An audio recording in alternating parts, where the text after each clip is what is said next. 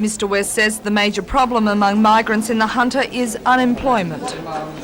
They certainly suffer in a compounded way some of the general problems such as unemployment, and that's one of the reasons why I offered this grant to the Migrant Resource Centre today to employ a full-time social worker over 3 years.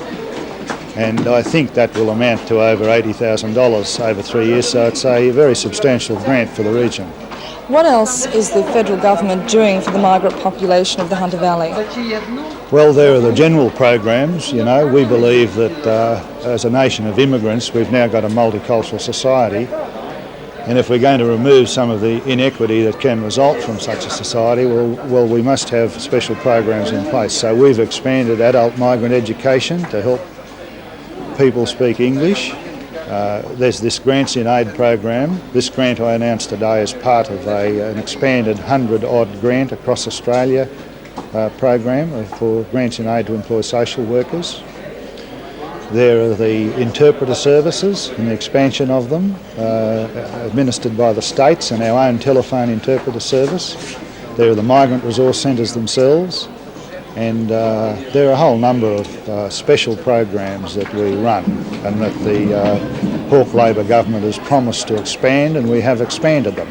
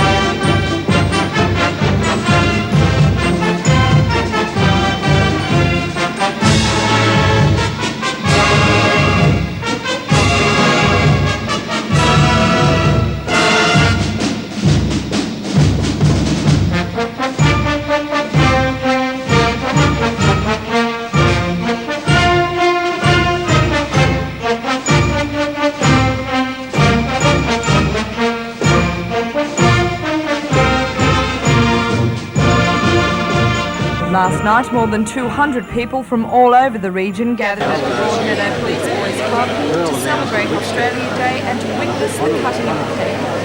Secretary of the Australia Day Committee in Newcastle for some 12 years, Mrs Pat Short, says this year was better than ever. This is part of our Australia Day, and we're looking forward now until Saturday, which is our big Aussie fair. Do you think the fervour is building up now, whereas before Australia Day was just a day off for most people? Yes, people are starting to get their pride in our National Day, and we're looking forward to the time when we will have our holiday on the National Day, and then I am sure that we will have the celebrations that are worthy of this country we've all got the privilege of living in.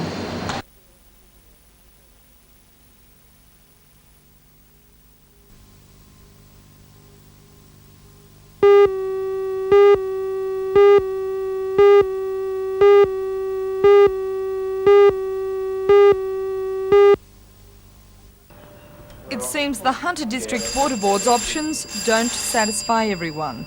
Many people say there must be another alternative, and they're calling on the board to find it. Mr Kevin McDonald, president of the Newcastle Flora and Fauna Association, wants people to be able to use Burwood Beach again, either swimming in the once clear waters or walking along the beach without the offensive smell that has become part and parcel of such a stroll. And for those reasons, Mr McDonald prefers a combination of options, 1 and 2, the 1.5 kilometre tunnel and the treatment works. Environmental people in Newcastle would like to see the best possible solution in both the short and long term. And we think that a tunnel option is not good enough because it would merely put the present untreated sewage further out to sea. Treatment at the beach and then into the sea would render the Burwood Beach area unusable. What we want is a combination of treatment at the beach and then piping the treated effluent further out to sea. The Hunter District Water Board says this can be done, but it will be at the expense of planned works at Swansea and the western side of Lake Macquarie.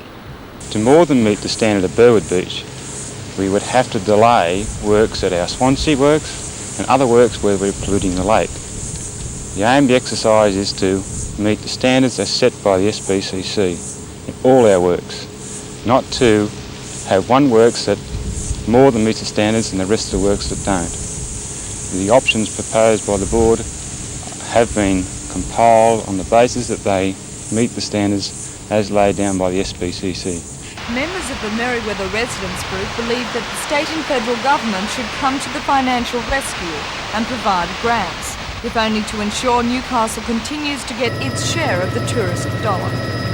This should be a government grant rather than a loan involving the repayment by ratepayers at what appears to be rather high rates compared with inflation. Whatever decision is made, it must be remembered that we'll have this new system for perhaps the next 50 years. And when it comes to our quality of life, having a sewage disposal system that's near enough is not good enough.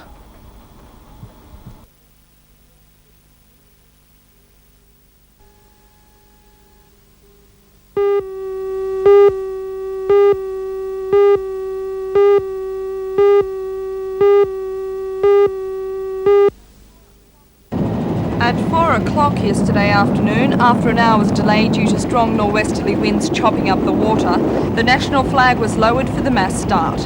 The dozen women skiers from all over the world surged away to begin their 90-kilometre race behind speedboats producing around 1,000 horsepower.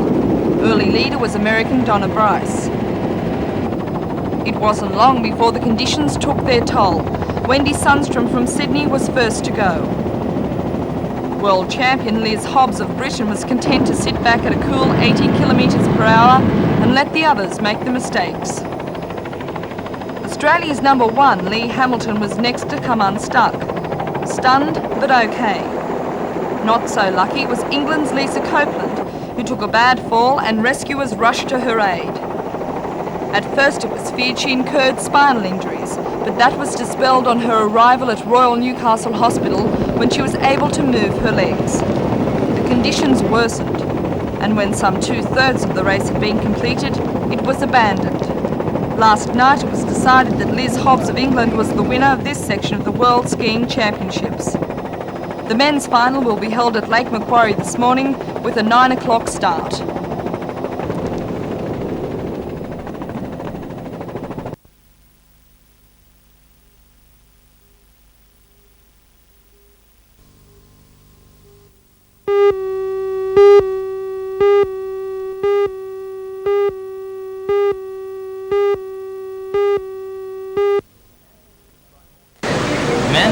Buy more than bread, but it has not stopped thousands of people from waiting in the rain for their chance to buy it. At the Junction Hot Bread Kitchen, there were long queues when sales began at 7 a.m. Most shops have been baking extra and are still turning out fresh loads. The shortage has been caused by a strike of bakery workers which has closed major plants throughout the state until Tuesday. They are protesting the recent closure of bakeries at Blacktown and Tamworth in violation of an agreement with the union. So for the public it means no bread in supermarkets and long waits at the local baker.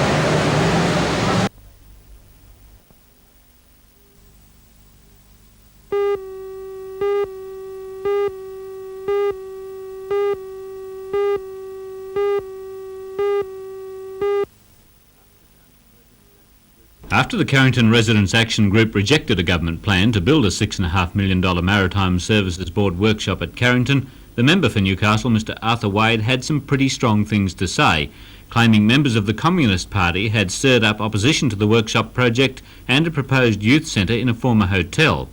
Today, those allegations met a strong denial. I think that Mr Wade has taken advantage of what we've come to know as a cheap political gimmick, that is a use of McCarthyism, rank anti-communism, in order to retrieve a situation that he feels he has lost. The Communist Party is not involved in the issues in Carrington, not in relation to the MSB building, nor in relation to the Carrington Club Hotel. But are members of the Communist Party involved in that issue in Carrington? Some members of the Communist Party have been elected representatives of organisations. For example, elected representatives of the trade union movement in Newcastle, elected representatives of community organisations, and they have been sent by those organisations there to represent them. They are representing those organisations in accord with the policies, with the decisions and the rules of those particular organisations. That has nothing to do with the Communist Party.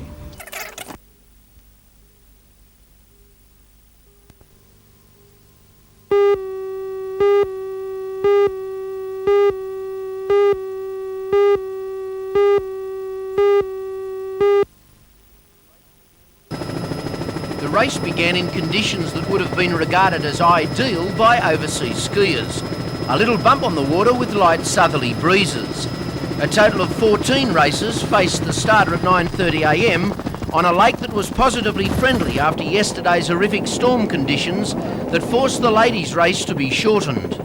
Not long after the start, it became apparent it was to be a race in two, with 5 times bridge-to-bridge winner and Australian champion Jeff Hardacre behind Assassin, leading narrowly from Belgium's world champion Danny Bertels on the outboard flyer number 1 Scan Carriers. In the early laps, Bertels was happy to trail the Australian, waiting for a mistake. But Hardacre was skiing confidently, and it looked as though it would go to the wire.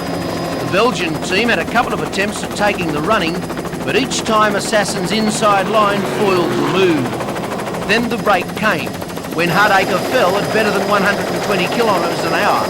He was unhurt and gave chase, but the horsepower of Scan Carriers had bolted, and Bertels had to fall to get beaten.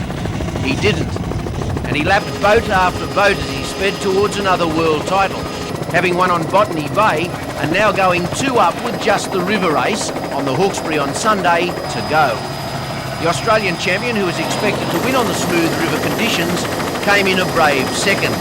Then it was daylight, with all other boats laps behind.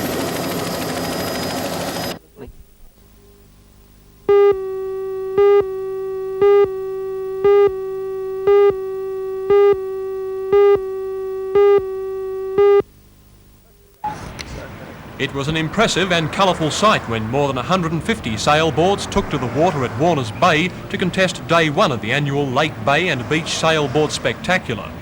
Today was round the buoy racing, with the competitors from around Australia jostling and at times struggling to get the most out of their boards. If you've got any doubt about the popularity of sailboarding, forget it.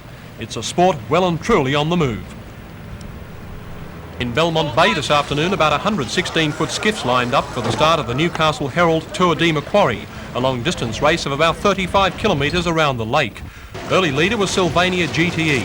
The moderate breezes pushed the skiffs along comfortably as they settled down for their long journey.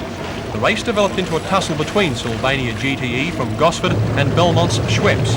However, Sylvania went on to win the event from 2 St George entrants, Burwood Calendars and Marabou. Schweppes has lodged a protest on the grounds that it was the only boat to sail the correct course. Viewing today's exciting racing were members of the Waikiki Yacht Club in Hawaii. The Belmont 16-foot club is planning to take about 20 skiffs to Hawaii in July. Waikiki Yacht Club Commodore Mr Stan Thornton was impressed with the craft. Particularly younger members of our... This is a fabulous experience, seeing 76 boats of one class on a line. We do not have that many boats, even close to that number of boats of one similar design in Hawaii. Is that the aim of taking the 16-footers over to America to perhaps even introduce the class? In part, to allow this type of racing in Hawaii, but also to allow the Australians the opportunity to sail up in our kind of conditions, which are similar, but yet you're going to be out in the open ocean.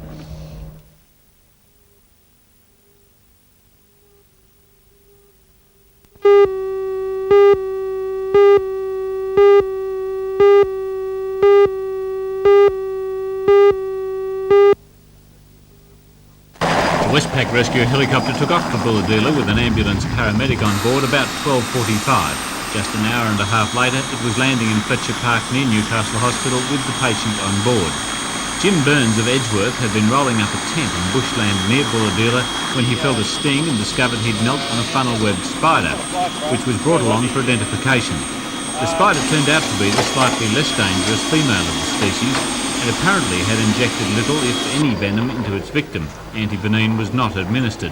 but a doctor at the hospital said Mr Burns would be kept under observation for 24 hours.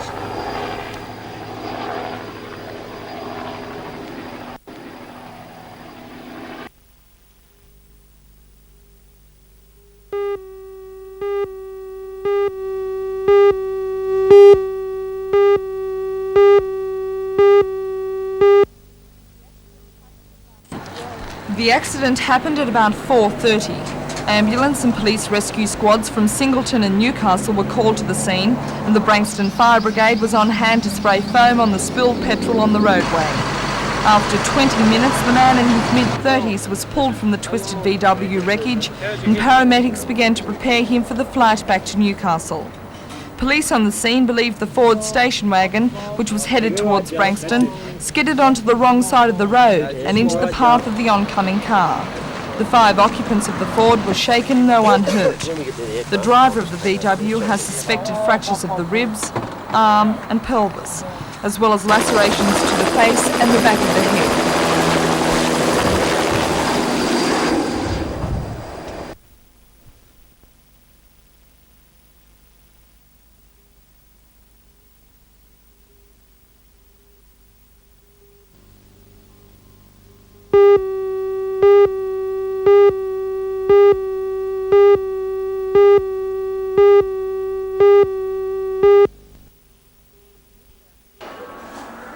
The Smith family continues to bear a heavy demand for all its services, not just clothing. Over the last 12 months, the organisation has doubled its supply of furniture to needy homes, and food continues to be used almost as fast as it's donated. There are plenty of tins on the shelves just now, thanks to a Christmas food drive by Scouts, but the Smith family cautions that the shelves will be empty by March. Clothing is where the greatest problems lie. Demand has risen by 40%, and with children back in class, there is a shortage of school uniforms, particularly for girls. They're rather costly to purchase, and often one is not enough. Girls need at least 2 uniforms to commence school and throughout the school term. If people have uniforms to donate, what should they do? They could drop them off at our centre at Lambton, at the corner of Wyong and Nora Road, or they could phone us on 527166 and we would have someone collect them.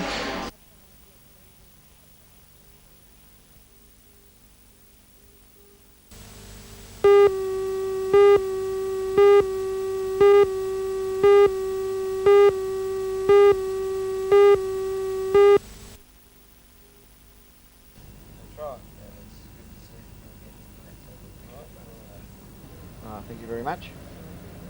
This is the 3rd year of our Classic, which is a pre-season tournament to the National League to give the sides certainly some games before they get into the big time. I think 1981, Brisbane defeated the Falcons by 4 points. I think in 1982 we didn't hold it because of our extensions, and last year the Kern Falcons defeated Sydney Supersonics by 4 points in an exciting game. I suppose as the captain this year, and it's a great honour to lead the Falcons in this national side, it's a lot of responsibility on you this year, isn't it? Well, yeah, you've got to try and bring the new fellas into the team, make them feel welcome. Plus, you've got to get them to know how the other 4 members, the old players, actually play. Exactly. Plus, you've got to get results immediately, otherwise the coach and everyone else is on your back. Yeah, well, that's always the way if you don't win. How do you think the team will go? Well, we've the first 4 games were a bit hard because with the new players, everyone's just trying to find out how we play. This weekend will be a good tryout for us. I think we'll go very well. I don't want to keep talking about history and things that have happened in the past, but I know the Falcons fans that I've spoken to have said, gee, they haven't got George Morrow this year. He was a pretty dominant player, pretty important player. Yeah, a very important player. Places a lot more responsibility on a lot more players this year instead of relying on just the one player as we had to do, or we did last year with George. And George was pulling down his 15 rebounds a game. Well, this year it'll be everyone's responsibility, and it comes onto the court to get their 6 or 7 rebounds, and I'm sure everyone will be able to do that.